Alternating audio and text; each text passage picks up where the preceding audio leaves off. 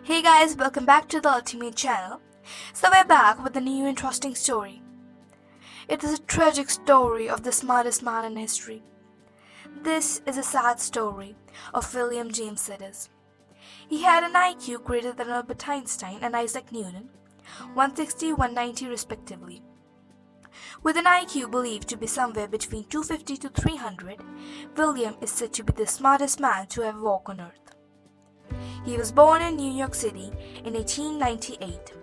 His parents were geniuses themselves. His father was a psychologist with 4 degrees from Harvard, and his mother was MD. They were sure to have an intelligent kid. Instead, William proved to be a genius. At the age of 18 months, he could read the newspapers. By the age of 8, he taught himself 8 languages: Latin, Russian, Greek, etc.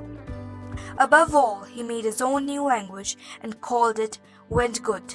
His parents noticed his abilities and tried enrolling him at Harvard at the age of 9, but was rejected as being only 9 years of age. At the age of 11, he became the youngest person ever to be admitted to Harvard University in 1909. Within 1 year, his mathematics knowledge became so high that he started lecturing his own professors and earned him the title Child Prodigy. 16 years, he completed his BA in Arts and became famous for his gifted abilities. He was someone who enjoyed being alone, quiet in his own thoughts, but with all that fame, he got tired and decided to live a secluded life. He actually told that he didn't want to get married and run away from all this fame. It was a trend to turn children into geniuses with fame and education. William's father was no exception. He applied his own psychological approaches to push his son to continue his education according to his own way. Though unwilling, William had to do as his father told, but as he grew older, he started to confront his father, refused to live life on his terms. In adulthood, he left his father's home, started working as a clerk and other jobs. He even blamed his father for changing his opinions about education. When Boris passed away in 1923, William refused to attend his funeral. At some point, he worked at $20 to $25 per week just to stay away from all that attention. In other words, his father's treatment toward him left him in such a state that he wanted to be alone at all times.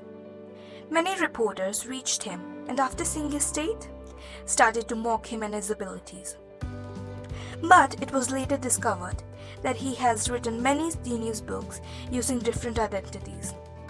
Later, he became a socialist and was arrested in 1919 for a protest in Boston, where he was sentenced to prison for 18 months. His parents bailed him out and locked him up in a sanatorium. He spent the rest of his life broke and completely lonely. He left his family and worked very low jobs to earn his bread.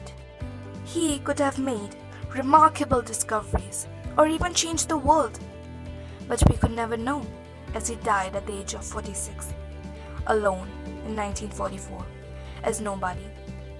All that remains from this genius is a story on the pages of newspapers as a trivia memory.